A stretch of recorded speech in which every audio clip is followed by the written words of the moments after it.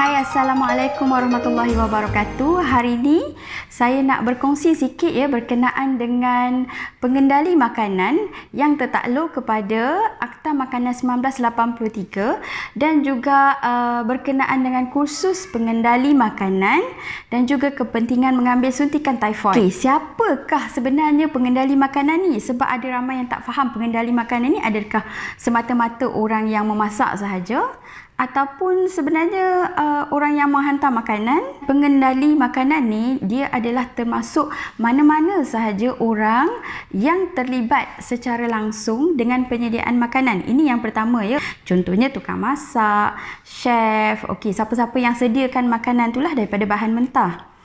Yang kedua adalah orang yang menyentuh bahan-bahan penyediaan makanan. Maksudnya pembantu-pembantu ya. Kalau kata di restoran kita ada chef dan kita ada pembantu ya, pembantu di dapur yang memotong makanan bahan-bahan mentah. Yang ini pun terlibat sama sebagai pengendali makanan.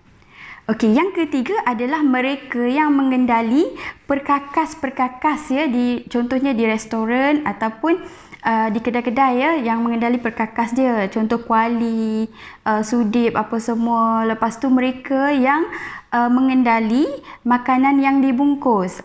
Yang ni yang penting ya semasa waktu PKP ni, sebab banyak pengendali-pengendali makanan ni selain daripada restoran ataupun kedai, ramai yang beroperasi daripada rumah. Jadi kita tak tahu macam mana ya status dia, status kebersihan dia, adakah mereka ni dapat suntikan typhoid. So kita tak tahu. Jadi mereka yang mengendali makanan ni dia luas, dia punya skopnya, start daripada orang yang memasak, menyediakan makanan, yang bantu menyediakan bahan-bahan mentah, orang yang bungkuskan makanan dan orang yang menghantarkan makanan.